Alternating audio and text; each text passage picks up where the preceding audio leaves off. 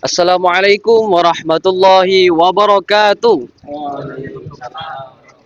Baik, kembali lagi bersama kami santri Pondok Pesantren Tafsir Hadis Sohyudin II Prapen Surabaya, yang mana pada kali ini kita akan melanjutkan podcast kita, yaitu ngobrol perkara Islami, ya. Yang mana dalam hal ini alhamdulillah teman-teman kita dibarengin oleh gurunda kita, oleh guru kita, yaitu Al Mukarram Al Ustadz Ahmad Al Yakin LCMAG, yang mana beliau telah sedia meluangkan waktunya untuk membarengi kita dalam podcast membahas soal perkara Islami ini. Yang mana dalam hal ini kita akan membahas tema tentang antara agama dan negara. Nanti mungkin dari teman-teman sini ada persoalan yang ingin ditanyakan perkara agama dan negara ini, bisa nanti disampaikan kepada beliau pertanyaannya. Nanti beliau bisa menjawab atas pertanyaan kita tadi, ya. Nah, mungkin dari awal dari saya dulu lah, karena saya sekaligus moderator di sini. Saya yang akan memulai pertanyaan mengenai tema kita pada kesempatan kali ini, yaitu antara agama dan negara. Ngapunten Ustadz, mungkin gini untuk awal Ustadz. Mungkin kemarin kita sudah memperingati hari 17 Agustus 1945, yaitu hari kemerdekaan negara Indonesia. Nah, yang perlu saya tanyakan, apakah ada dalil Al-Quran yang menganjurkan kita untuk apa namanya, bangga dengan 17 Agustus ini, Ustaz? Ya. Bismillah, alhamdulillah, wassalatu wassalamu ala rasulillah wa alihi wa sahbihi wa mawala wa la hawla wa la quwata illa billah amma ba'd. Sebetulnya tentang negara dan agama ini, Islam itu sangat sering sekali membahas, terlebih dalam Al-Quran. Dalam Al-Quran itu sering disebutkan negara itu dengan kata Qaryah, dan juga sering digunakan dengan sering disebut dengan kata balad. La uqsimu bihadzal balad itu disebutkan dalam surat Al-Balad, dan juga negeri atau negara itu juga disebutkan di surat At-Tin. Wattini wazaitun wa turi sinin wa hadzal baladil amin. Jadi Islam tentang negara ini menyebut sering sekali menyebut tentang negara. Bahkan dalam surat Al-Baqarah itu doa Nabiullah Ibrahim alaihissalam itu diabadikan di surat Al-Baqarah ayat 126 itu, wa id qala Ibrahim rabbi ja'al hadza baladan amina warzuq ahlahu minats thamarati man amana minhum billahi wal yaumil akhir. Ya Allah, jadikanlah kawasan ini negeri yang aman. Jadi dalam Al-Quran banyak sekali dalil-dalil yang menyebutkan tentang negara,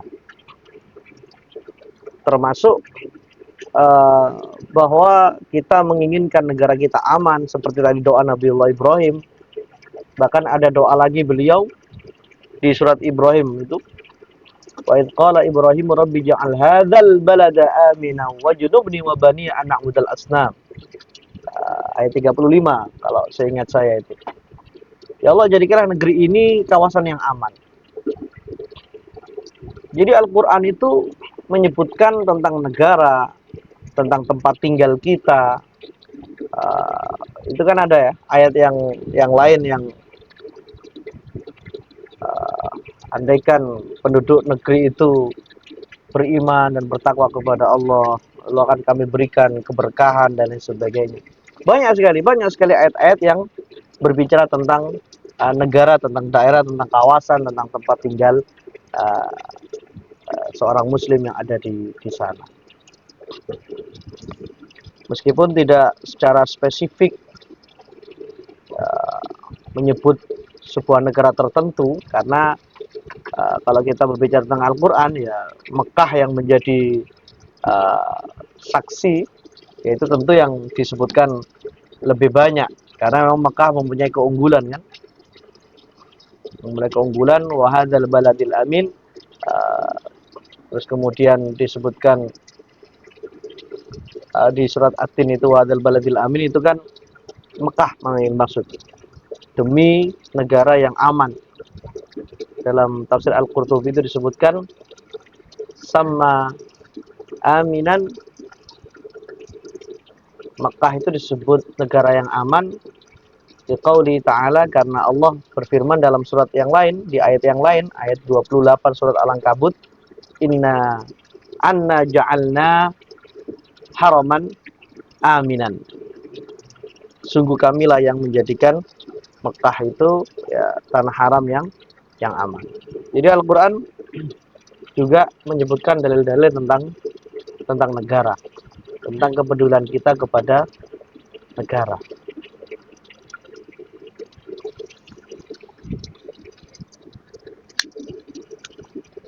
Ya, apa lagi? Oke, terima kasih Ustadz untuk jawabannya. Jadi teman-teman, itulah jawaban tentang dalil bahwa cinta tanah air itu sangatlah dianjurkan, yang mana telah dijelaskan beliau tadi terhadap dalil-dalil yang telah dikeluarkan di dalam Al-Quran. Jadi kalau di lagu Yalal Waton itu kan hubbul waton minal iman ya. Jadi negara itu tidak mencakup tentang suatu daerah saja, tapi bisa meliputi kampung, bisa meliputi kota dan segala macamnya ya. Mungkin dari teman-teman lain ada yang mau ditanyakan kepada beliau lagi terkait dengan antara agama dan negara ini? Saya sama ada pertanyaan. Oke, monggo. Dipersilahkan.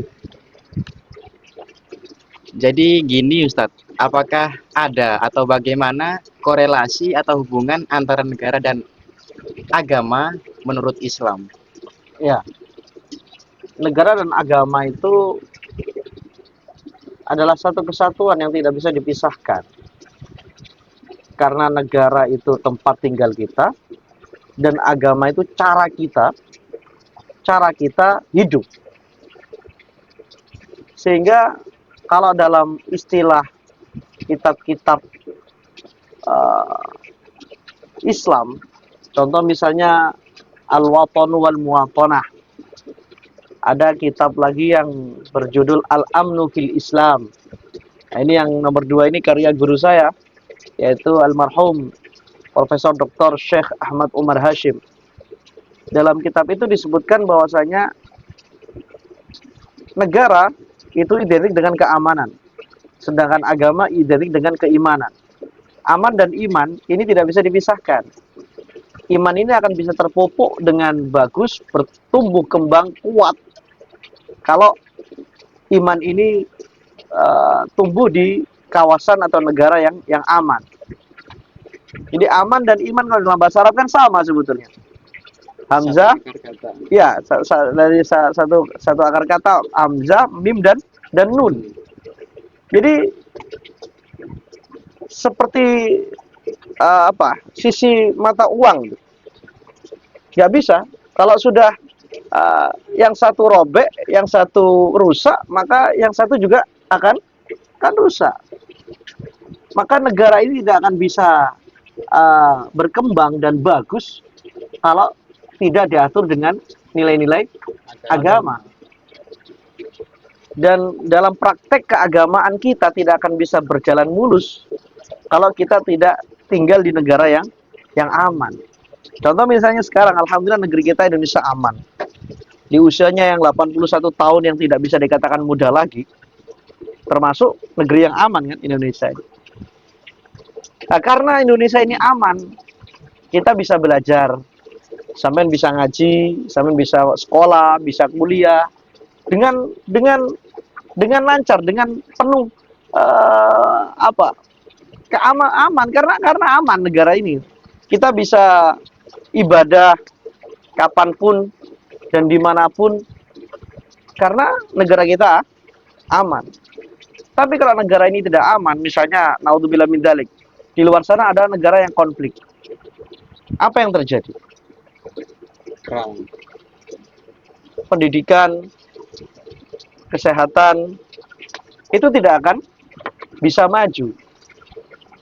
Dalam kitab Tarikhul Hadarah Al-Islamiyah karya Syekh Abu Zaid Shilbi, beliau guru besar Universitas Al-Azhar Kairo Mesir, beliau menyebutkan bahwasanya negara yang aman akan bisa mengukir peradaban.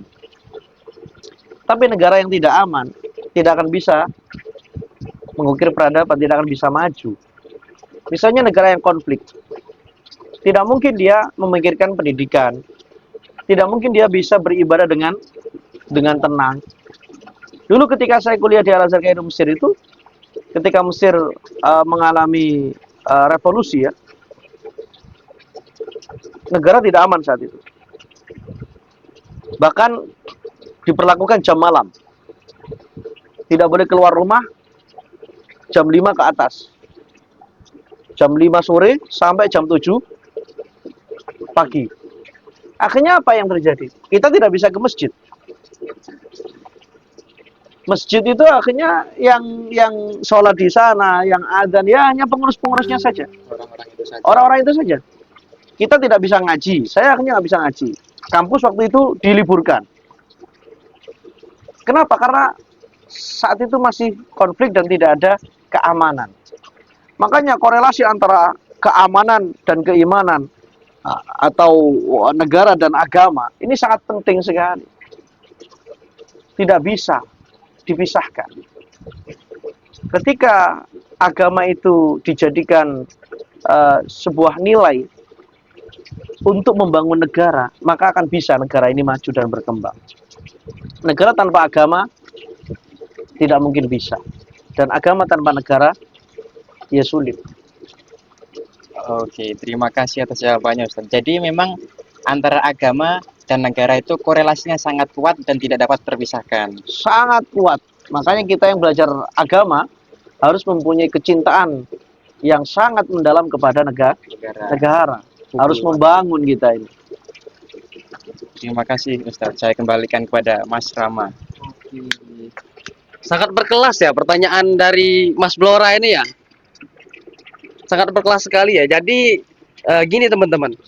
Jadi suatu negara tanpa agama itu sulit untuk berkembang teman-teman ya. Jadi korelasinya itu sangatlah penting sekali ya dalam pembahasan negara ini.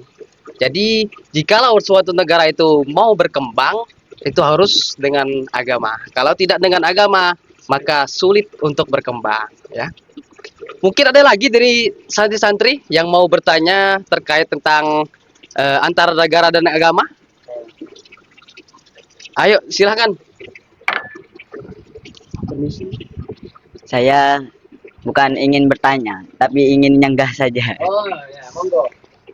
Kelihatannya di negara lain seperti contohnya di Jepang, kan rata-rata di sana itu kan gak beragama. Tapi negaranya kok tetap maju aja gitu. Daripada Indonesia yang mempunyai agama. Ya. Gitu aja. Bagus pertanyaan. Pertanyaan itu pernah saya lontarkan kepada Menteri Agama Mesir. Ketika saya baru menjadi mahasiswa baru, ada pertemuan itu, saya tanya ke beliau seperti pertanyaan Fahri. Jawaban beliau, bukan agamanya yang salah, tapi pemeluk agamanya yang tidak menerapkan nilai-nilai agama kita. Jangan sampai kita yang beragama justru malah kalah dengan yang tidak beragama misalnya. Semua yang dilakukan oleh orang-orang Jepang, orang-orang Eropa, orang-orang Australia, orang apalah mereka itu kan semua sudah ada di dalam Islam. Peraturan-peraturan itu kan dalam Islam. Lingkungan, Islam sudah membahas itu. Jangan disalahkan agamanya, tapi salahkan pemeluk agamanya. Sebetulnya kalau kita menerapkan tentang nilai-nilai Islam,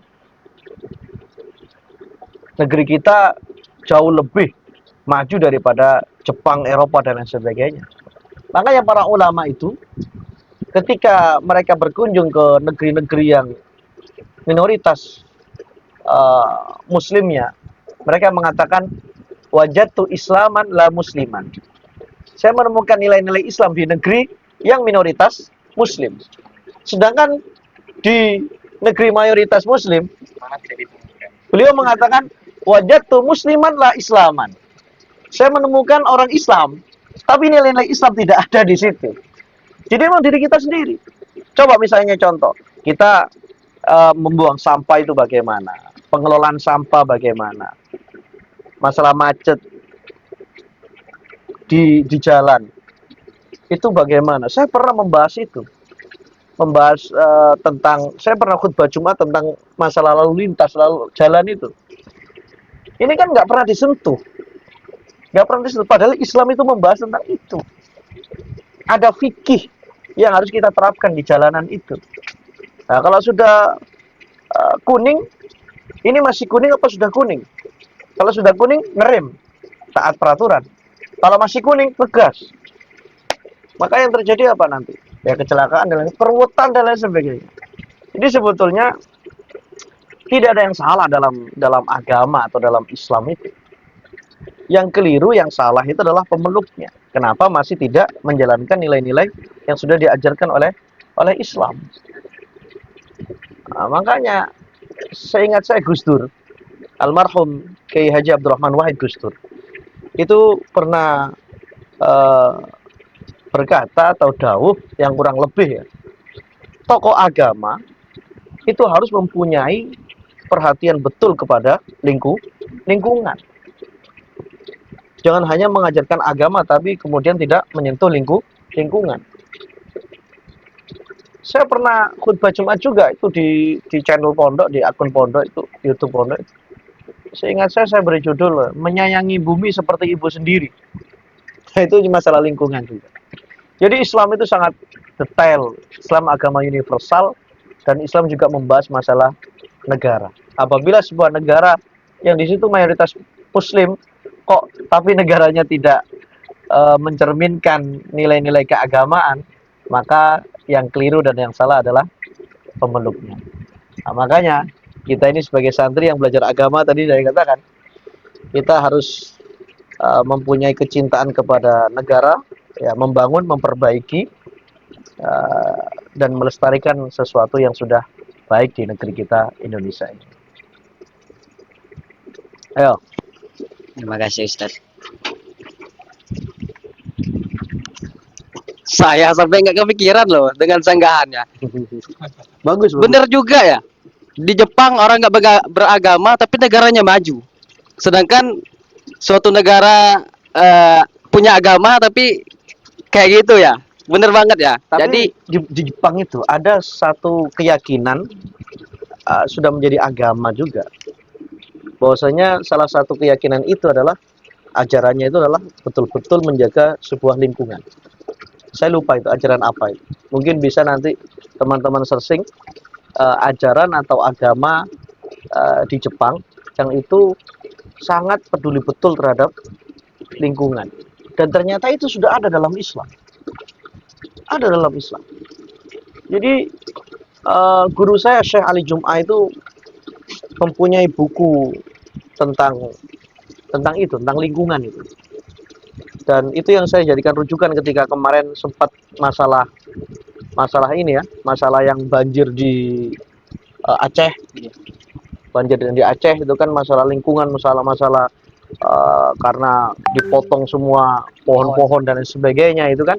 Itu kemudian saya mengambil tema tentang salah satu khutbah Jumat saya tentang yaitu tadi menyayangi bumi seperti ibu sendiri. Dan Rasulullah juga menyatakan demikian, bahwasanya rawatlah bumi ini seperti ibu kalian.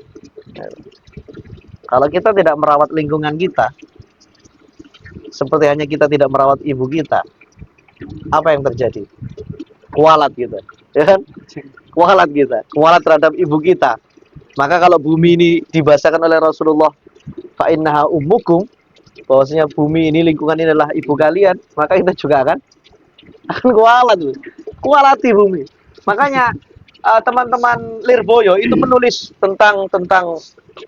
tentang lingkungan. Saya lupa fikih bi'ah atau apa itu bukunya. Itu saya punya bukunya, Itu di kata pengantarnya Kiai Haji An'im Mahrus Ali, Kiai An'im itu eh, menulis dalam kata pengantarnya itu bahwa bumi lingkungan yang kita jaga ini itu seperti hanya cermin. Maksudnya apa? Maksudnya kurang lebih dawuh beliau itu akan balik kepada kita.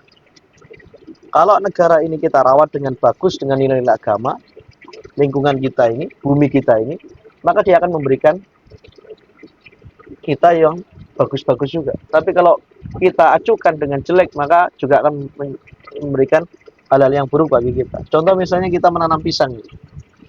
Kalau kita rawat, kita sirami, kita perhatikan, maka pisang itu akan memberikan buahnya kepada kita. Tapi kalau misalnya kita tidak rawat negara kita ini, bumi kita ini, lingkungan kita ini, ya siap-siap ada banjir, ada apa dan lain sebagainya. Dan yang terakhir yang sekarang masih hangat-hangatnya, saya barusan saja nulis di story Instagram saya, jangan gunakan istilah kebakaran hutan, ganti dengan pembakaran hutan. Karena itu bukan kebakaran. Itu pembakaran itu. Sengaja dibakar. Oke, saya lihat teman-teman nih kok canggung banget ya. Diminum dulu lah kopinya tuh, dituang dulu lah biar santuy-santuy. Dibawa relax aja, dibawa relax. Monggo, diminum dulu kopinya. Ini semakin malam nih semakin semakin panas saja nih. Pertanyaan sanggahan luar biasa banget ya. Semakin berat pembahasannya. Oh, semakin berat pembahasannya, siap. Nah, diminum dulu lah kopinya, kita santai-santai dulu, yang rokokan dulu. Saya juga mau ngerokok lah. Sebenarnya saya juga nggak ngerokok ya, tapi karena di sini nemenin teman-teman semua ya, jadi ikutan lah dikit ya. Nggak apa ya? Oh ya, apalagi nih yang ditanyakan. Mungkin dari teman-teman masih ada pertanyaan yang bisa disampaikan? Ada? Oke, silahkan. Tolong dikasih mic-nya. Jadi begini Ustaz, saya teringat sama cerita Nabi Yusuf. Nabi Yusuf kan kalau di cerita-cerita kita kecil itu pernah jadi penguasa Mesir gitu ya, Raja Mesir itu. Langsung terkait dengan tema sekarang, kepikiran apa yang dilakukan oleh beliau Nabi Yusuf terkait cinta tanah air di Mesir saat itu. Ya, bagus sekali. Sebetulnya Nabi Yusuf bukan orang Mesir ya. Nabi Yusuf itu orang Kan'an yang dimasukkan sumur oleh saudaranya dan kemudian ditemukan oleh kafilah dagang. Mereka menuju ke Mesir untuk berdagang. Akhirnya sekalian dibawa ke Mesir dan dijual. Ketika dijual, dibeli oleh salah satu menteri Mesir, suaminya Zalikho, bukan Zulaikho tapi Zalikho. Tumbuh dewasa, tampan, ganteng. Zalikho tidak kuat dengan ketampanan Nabi Yusuf, menggoda Nabi Yusuf, dan ternyata Nabi Yusuf diselamatkan oleh Allah. Walaqad hammat bih wa hamma biha laula an ra'a burhana rabbih. Siti Zalikho ingin banget kepada Nabi Yusuf, tapi Nabi Yusuf ingat kepada Allah, dilindungi oleh Allah, sehingga Nabi Yusuf tidak sama sekali berkeinginan dengan Zalikho. Nabi Yusuf diselamatkan oleh Allah, tapi ternyata apa yang terjadi? Siti Zalikho memfitnah Nabi Yusuf, dan Nabi Yusuf dijebloskan ke penjara. Sekian lama di penjara, Raja Mesir mimpi 7 sapi betina yang kurus melahap 7 sapi betina yang gemuk. Saat itu penafsir mimpi tidak ada yang bisa menafsirkan mimpi raja. Nabi Yusuf bisa, bahwa Mesir akan mengalami 7 musim subur dan diikuti 7 musim paceklik. Karena kemampuan Nabi Yusuf yang diberikan oleh Allah bisa menafsirkan mimpi, akhirnya raja ini tafsir mimpi yang paling mendekati. Raja kemudian memanggil Nabi Yusuf, dan Nabi Yusuf meminta bersihkan nama saya saya ini dipenjara karena fitnah. Bukan kesalahan murni beliau. Akhirnya ketika sudah dibersihkan namanya oleh raja, raja mengangkat Nabi Yusuf menjadi Perdana Menteri. Innaka ladaina makinun amin. Itu kata guru saya Syekh Yusri, Nabi Yusuf diangkat menjadi Perdana Menteri, sekelas Perdana Menteri. Kata Raja Mesir, kamu sekarang wahai Yusuf, bagi kami makinun amin. Orang yang sangat dipercaya oleh Raja Mesir saat itu, Raja Mesir saat itu. Kata guru saya itu tadi, Syekh Yusri, bahwa Nabi Yusuf itu sudah sekelas Perdana Menteri. Tapi Nabi Yusuf tidak mau menjadi Perdana Menteri. Beliau tanazul. Beliau menginginkan jabatan yang lebih rendah dan ingin lebih fokus mengalami krisis yang akan dihadapi oleh Mesir. Akhirnya Nabi Yusuf meminta ija'alni ala khazainil ardi inni hafidun alim. Jadikanlah aku, wahai raja, khazainil ardi. Kalau khazainil ardi itu kalau bahasa sekarang itu, kalau saya membahasakan Menko. Menko yang mengatur, yang fokus pada sektor pertanian, perdagangan, ekspor impor, dan keuangan. Dan Nabi Yusuf kemudian mengatakan ini hafizun alim. Aku orang yang berintegritas, bisa dipercaya dalam hal itu, dan aku kapabilitas, aku kapabel. Nabi Yusuf mampu mengatasi itu semua. Akhirnya raja mengiyakan dan luar biasa. Nabi Yusuf bisa menyelamatkan Mesir dari krisis kelaparan. Bayangkan 7 tahun loh, kekeringan. Sehingga 7 tahun pertama Nabi Yusuf itu, ketika Mesir lagi subur-suburnya, Nabi Yusuf mengatur itu semua, pertaniannya diatur, penyimpanannya diatur, jangan sampai kemudian basi, karena ini harus bertahan sekian tahun ke depan. Ekspor impor juga diatur. Negara-negara sekitar Mesir yang mengalami krisis juga, itu tidak serta-merta kemudian dijual semua apa yang sudah ada yang dihasilkan dari Mesir tadi. Tidak diatur oleh Nabi Yusuf. Dan Nabi Yusuf berhasil di situ menyelamatkan Mesir yang bukan tanah kelahirannya, tapi beliau besar di Mesir. Menyelamatkan Mesir, berkontribusi besar terhadap Mesir, meskipun saat itu Mesir, ya sejarahnya tadi itu berbuat zalim kepada Nabi Yusuf melalui Zalikhah tadi itu, menjeploskan Nabi Yusuf ke penjara. Nabi Yusuf meskipun di penjara, tapi cintanya kepada Mesir tidak berubah. Dia justru malah memberikan sumbangsih dan kontribusi yang luar biasa kepada Mesir, sehingga Mesir tidak mengalami krisis kelaparan. Kita belajar dari Nabi Yusuf tentang cinta tanah air. Meskipun negara itu memperlakukan kita model apapun, tapi tetap kita cinta kepada negara, kita tetap memberikan sumbangsih dan membangun negara tersebut. Jadi kalau misalnya sampean, wah Indonesia kok seperti ini ya, kok seperti ini ya sekarang ya, dan lain sebagainya. Sudah, sabar.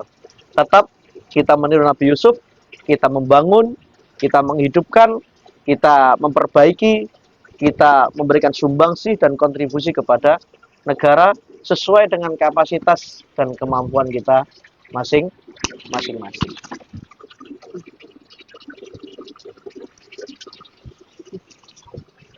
Masya Allah, cukup sangat mengesankan sekali ya.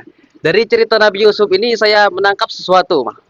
Jadi yang kita pikirkan itu bukan apa negara yang apa namanya negara itu memberikan apa kepada kita, tetapi apa yang kita beri kepada negara, gitu ya.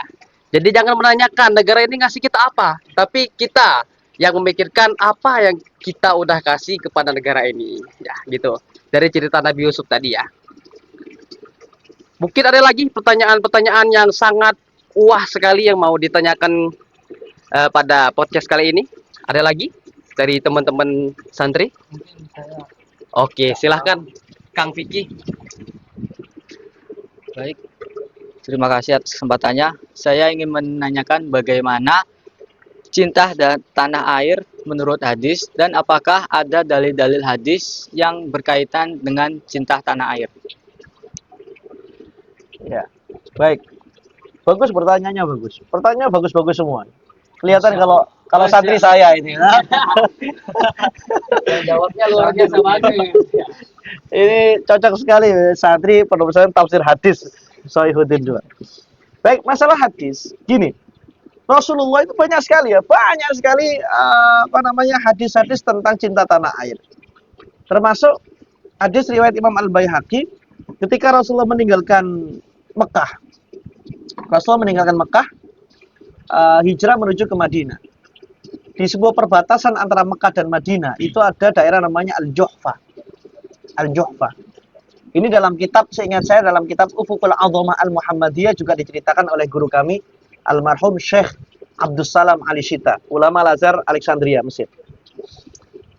Riwayat Imam Al-Baihaqi ini ketika Rasulullah SAW di Al-Juhfa, perbatasan antara Mekah dan Madinah, beliau membalikkan badannya ke Mekah. Dan beliau mengatakan, "Ya Makkah, ma atyabaki min baldatin wa habbaki ilayya. Walaula anna qaumaki akhrajuni ma sakantu ghairaki." Wahai Mekah, sungguh engkau adalah negara yang paling aku cintai dan yang paling indah bagiku.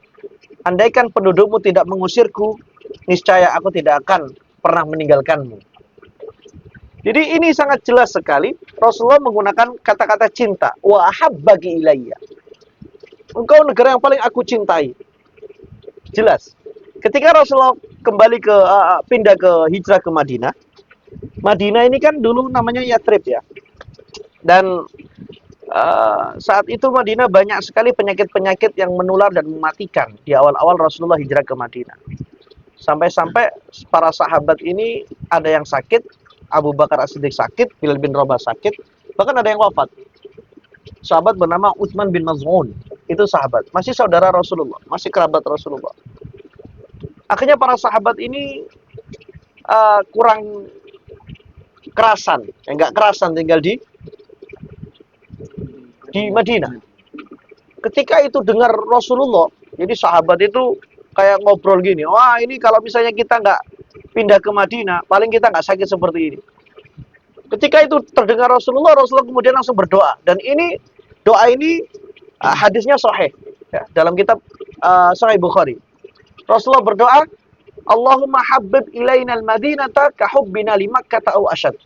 Ya Allah, berikanlah kami cinta kepada Madinah. Rasulullah menggunakan kata-kata hub, cinta.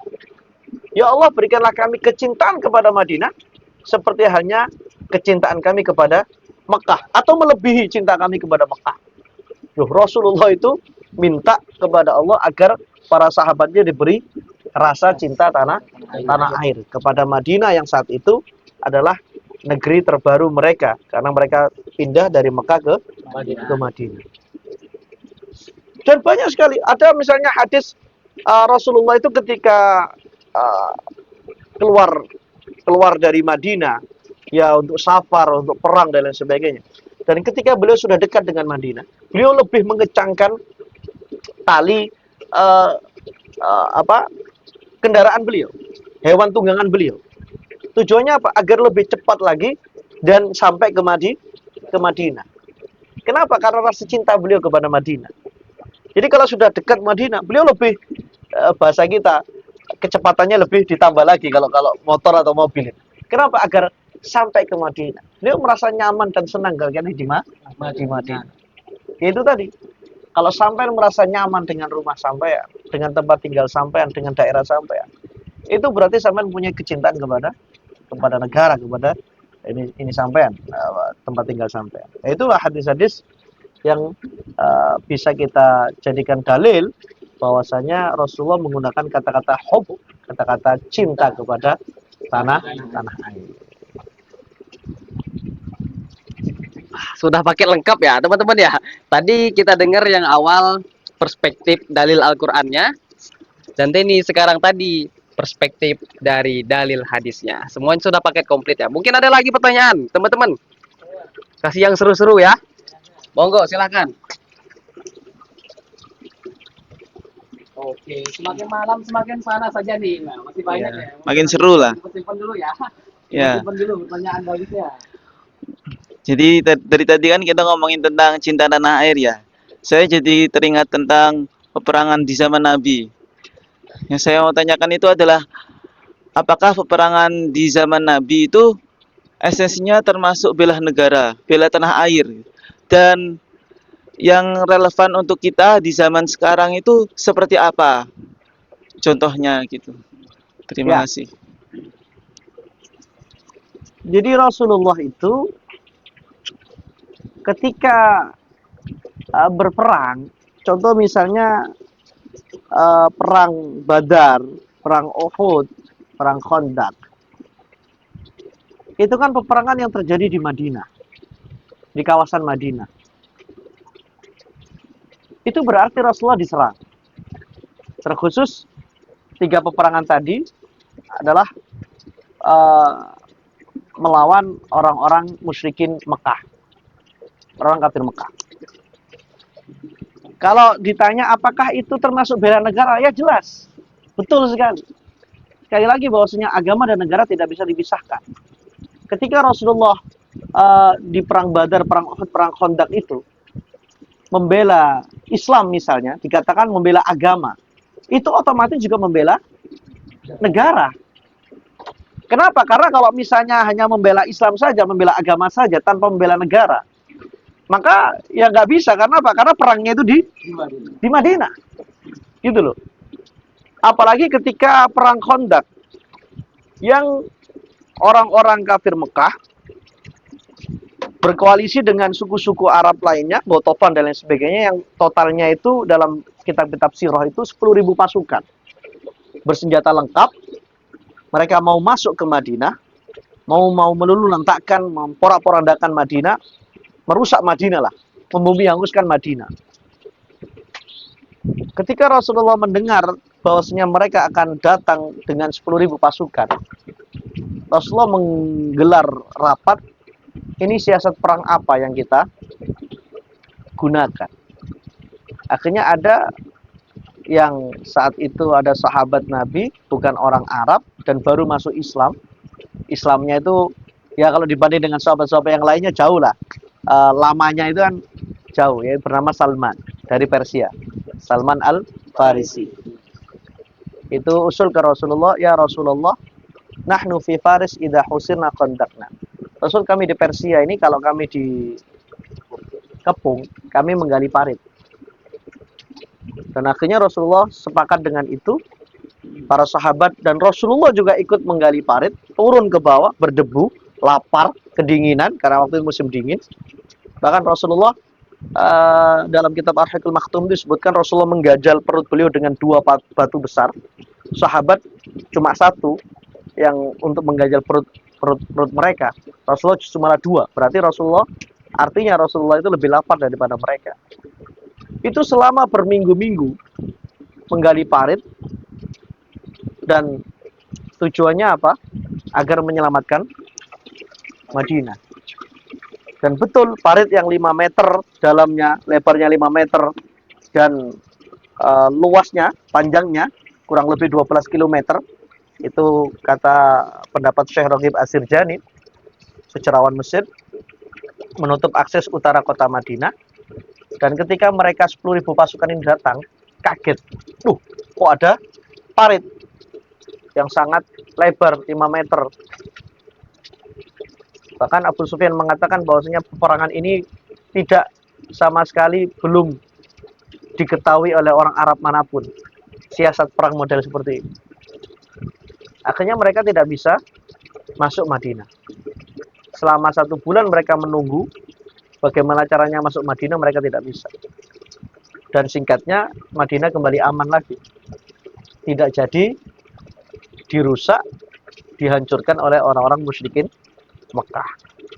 Nah tentu, kalau kita bertanya, apakah peperangan-peperangan yang dilakukan oleh Rasulullah itu, terkhusus Badar, Uhud, Khandaq, itu dalam rangka membela negara?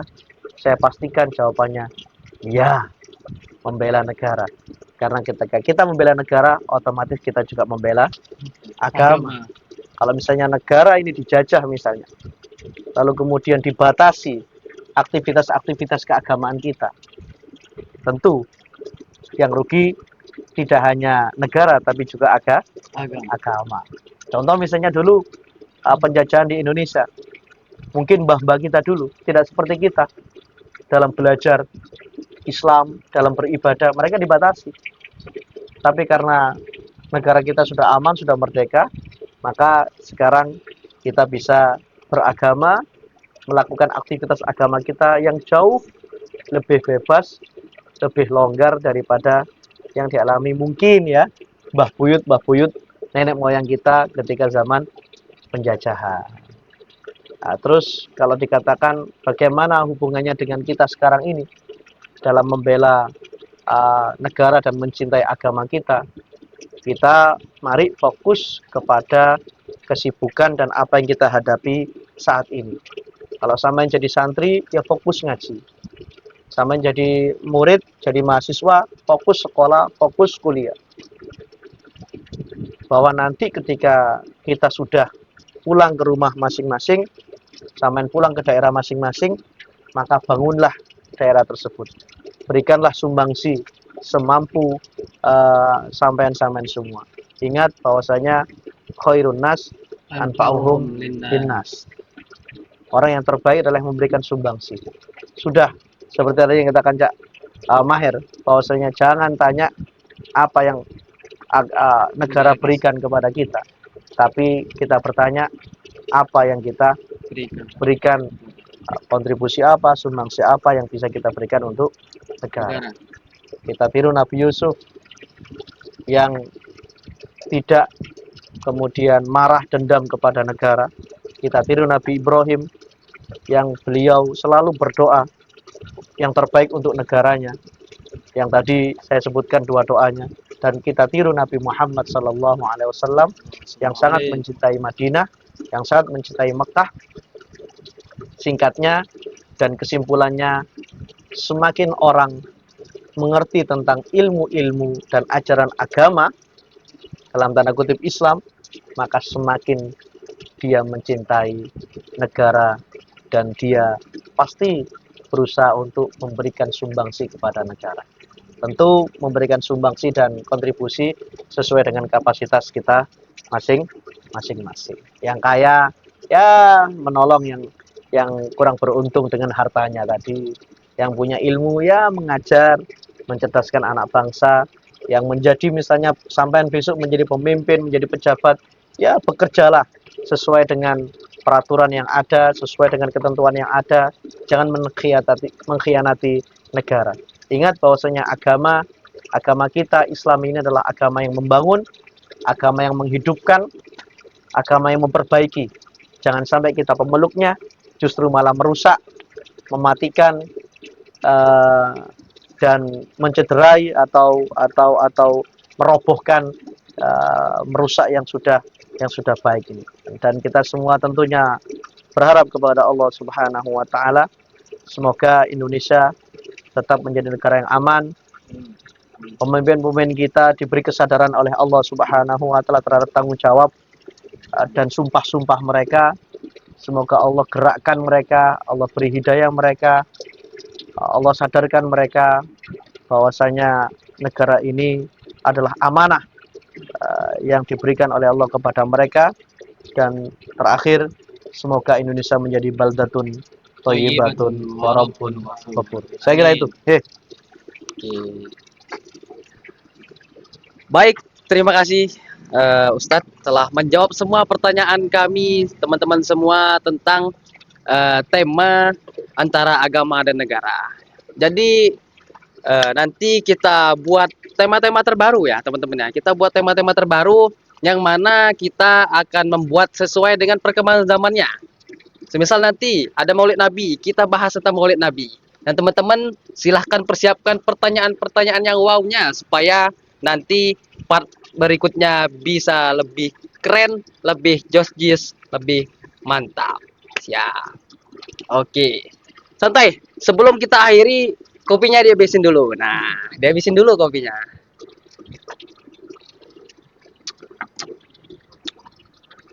Biarpun kopinya pahit, tapi dampaknya lebih manis daripada yang namanya gula ya, gitu ya. Nah, obat ngantuk ya. Kata-kata buat yang malu. Oke. Jadi teman-teman, mungkin untuk malam hari ini cukup sekian podcast kita pada malam hari ini. Jangan lupa di like, komen sosmed kami di YouTube, di Instagram, di TikTok. Jangan lupa ya. Nanti boleh request dari teman-teman yang menonton, bisa request tentang temanya apa nih. Nah, nanti kami bisa membuat judul atau tema sesuai dengan request dari teman-teman. Nah, baik, mungkin cukup sekian untuk podcast kali ini. Terima kasih Ustadz telah membarengi dalam podcast kali ini dan juga teman-teman semua dalam podcast Ngopi. Apa ngopi? Ngobrol perkara Islami. Ya. Mungkin cukup sekian dari kami. Kami akhiri. Sampai jumpa. Wassalamualaikum warahmatullahi wabarakatuh. Salam.